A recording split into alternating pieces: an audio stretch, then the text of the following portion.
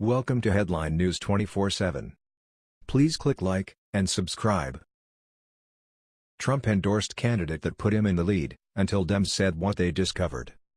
President Trump has been working hard to ensure that Republicans retain their Senate and House of Representatives seats in the 2018 midterm elections as well as during the special elections. To ensure this outcome, he has been undertaking more and more rallies as well as giving additional stump speeches. In fact, he just gave one in Ohio recently. However, some strange happenings occurred during the Ohio general election that occurred after President Trump spoke that has everyone wondering what Democrats are doing behind the scenes to unfairly sway the election results.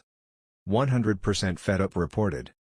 President Trump traveled to Ohio to stump for GOP congressional candidate Troy Balderson in Columbus' 12th District, where voters cast their ballots in a special election to replace the remainder of ex-Representative Pat Tiberi's term as a U.S. Congressman. After the election, it was announced that the Trump-endorsed candidate, Troy Balderson, was the victor by a margin of over 1,500 votes.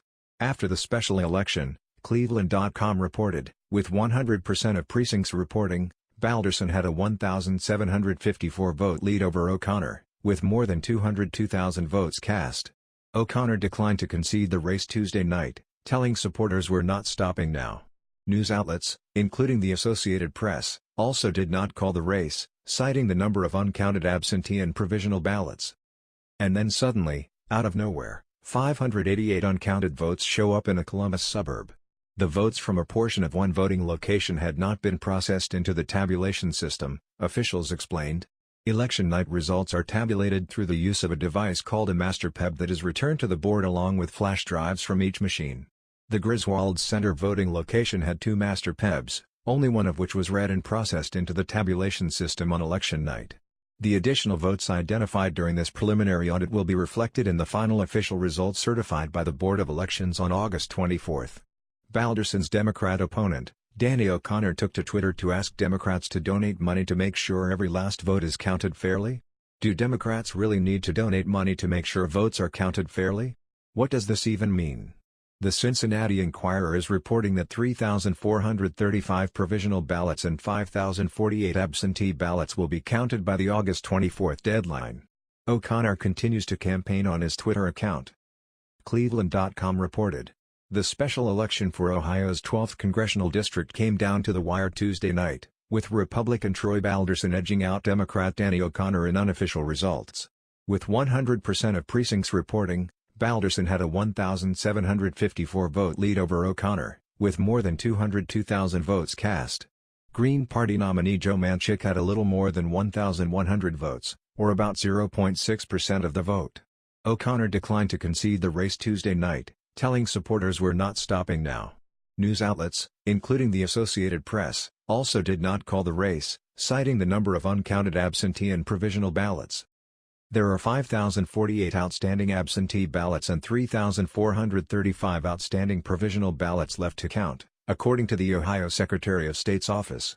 However, Balderson and other Republicans claimed victory late Tuesday night. "Tonight, I'm going to promise to you that I'm going to work relentlessly for this 12th congressional district," Balderson told a crowd of cheering supporters. "America is on the right path, and we're going to keep it going that way." Democrats had hoped to flip the reliably Republican Central Ohio seat, which opened up when Republican Pat Tiberi stepped down in January. While President Donald Trump won the affluent, well-educated district by 11 percentage points in 2016, the president's ratings in the district have dropped in recent polls. But Balderson, a state senator from Zanesville, scored a 22 percentage point win in GOP-friendly Licking County and a 9-point victory margin in conservative Delaware County. O'Connor, the Franklin County recorder, won his home county by a landslide, but Balderson won the other 6 counties in the district. Balderson, who also won a crowded GOP primary in May by a razor-thin margin, relied on outside groups for most of his ads, most notably the House GOP-linked Congressional Leadership Fund, which poured millions into ads claiming that O'Connor would support GOP bête noire Nancy Pelosi for House Speaker. O'Connor pledged early in the campaign not to back Pelosi for Speaker, though he grudgingly yielded to MSNBC's Chris Matthews that he would support her over a Republican Speaker. Balderson also drew last-minute help from President Donald Trump and Vice President Mike Pence, both of whom campaigned for Balderson in the final days of the race. O'Connor, meanwhile, raised nearly $1.5 million, most of which was spent on ads portraying him as a moderate and hitting Balderson for saying he would be open to raising the minimum age for Social Security and Medicare. Even with a loss, O'Connor's performance in a traditionally Republican district may give hope to Democrats that he can beat Balderson when the two clash again in a contest for a full, two-year term in the November general election. But U.S. Representative Steve Stivers, the chair of the National Republican Congressional Committee, told Cleveland.com Tuesday night that a win's a win for Balderson. Democrats, I'm sure, are going to try and turn this into some sort of moral victory, Stivers said. But last time I checked, moral victories don't get a vote on the congressional floor.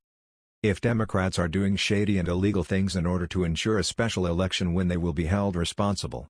However, they will be unsuccessful in the end.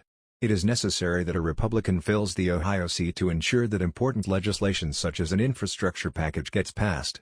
Something that will not be possible if we do not have a Republican majority in office.